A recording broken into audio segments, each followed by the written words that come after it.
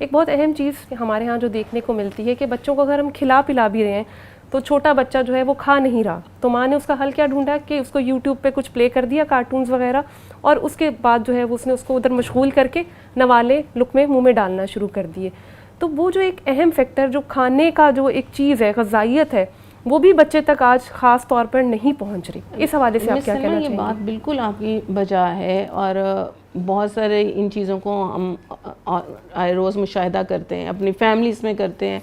ہمسایوں میں، ملنے جلنے والوں میں بھی، کہ چھوٹا سا بچہ ہے اگر وہ نہیں کھا رہا، پہلے ماں کے بہلانے کے انداز اور تھے،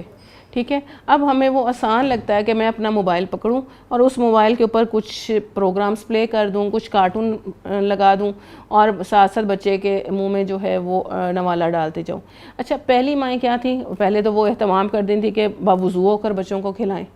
ٹھیک ہے، یعنی جتنی بھی نیک سیرت خواتین اور ان کی تربیت کی جو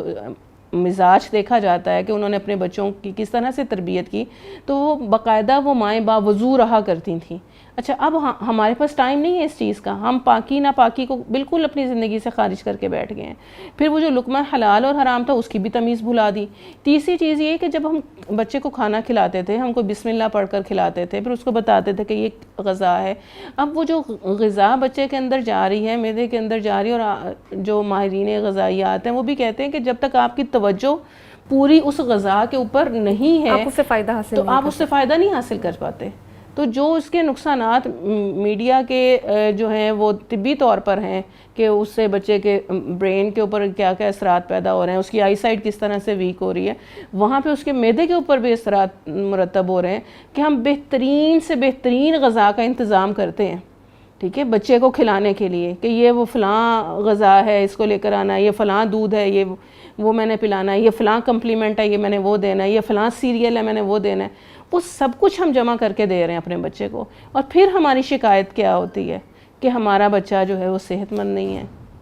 بیماریوں کا شکار ہے. تو ہم اس طرف توجہ نہیں کر پاتے ہیں کہ اتنا سب کچھ دینے کے باوجود ہم نے یہ تمام چیزیں جو دی ہیں اس کو مادی چیزیں دے دی ہیں، لیکن جس چیز کی اس کی روحانی پیاس تھی، اس روحانی پیاس کو دور کرنے کے لیے ہم نے کچھ نہیں دیا. اور وہ پیاس کیا تھی؟ وہ ماں کا لمس تھا، ماں کا پیار تھا. جس طرح سے وہ ماں گفتگو کرتی، اس کے ساتھ پیار کرتی، اور طرح طرح کی مائیں جو ہیں وہ شکلیں یا آوازیں نکال کر اس سے بچہ ماں کے ساتھ اتنا زیادہ اٹیچ ہو جاتا تھا،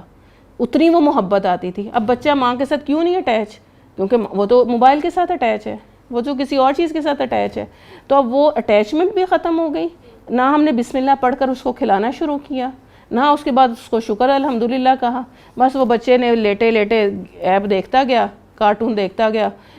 مختلف نظمیں سنتا گیا، ہم ان ڈیلتے گئے، اور ہم نے اس طرح سے کیا جیسے کہ ہم کسی جانور کو کھلا پلا رہے ہیں.